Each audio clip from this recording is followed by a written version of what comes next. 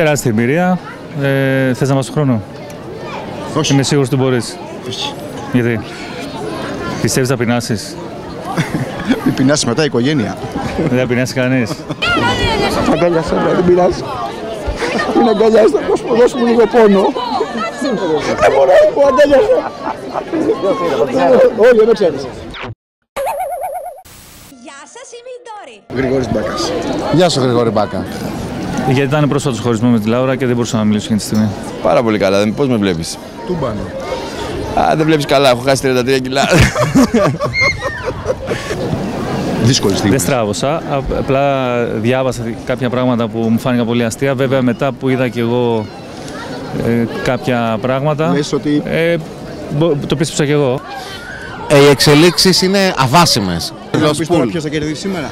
Θέλεις. Σήμερα Ξέρω ποιος θα κερδίσει γενικά. Ναι, ποιος? Ο Ντάνος. Ο Ντάνος. Αυτό περιμένουμε, αυτό πιστεύουμε, αυτό θα δούμε. Καλά, εδώ πέρα τι να κάνουμε. κάνεις? Προσπαθώ να μπω μέσα, με έχουν αφήσει απ' έξω.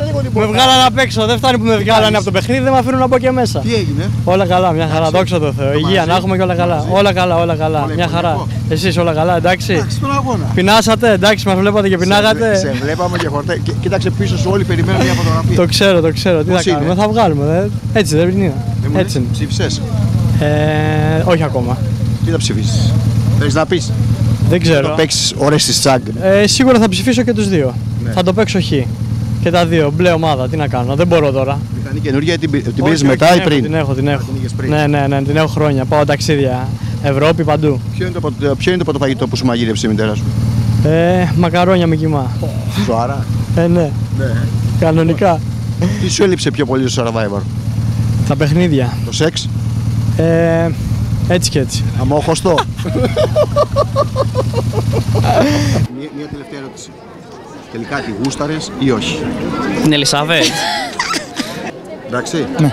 Όλα καλά. Δεν σε ρωτάω για Survivor. Ρώτα με ό,τι θες. Ψήφισα, αλλά δεν σου λέω. Ποιος θα ήθελες να βγει?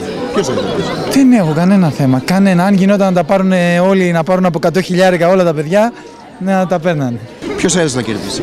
Θα σου πω, εγώ είμαι πολύ χαρούμενος διότι και τα τρία παιδιά δεν τα ψήφισα. Δεν ψήφισα κανένα από τους τρεις. Οπότε είμαι πολύ χαρούμενος. Μισή ώρα πριν. Δεν έχει ρολόι Θα το όμως. παίξω αύριο. Έχω τον ήλιο. Μισή ώρα πριν ποιος θα κερδίσει?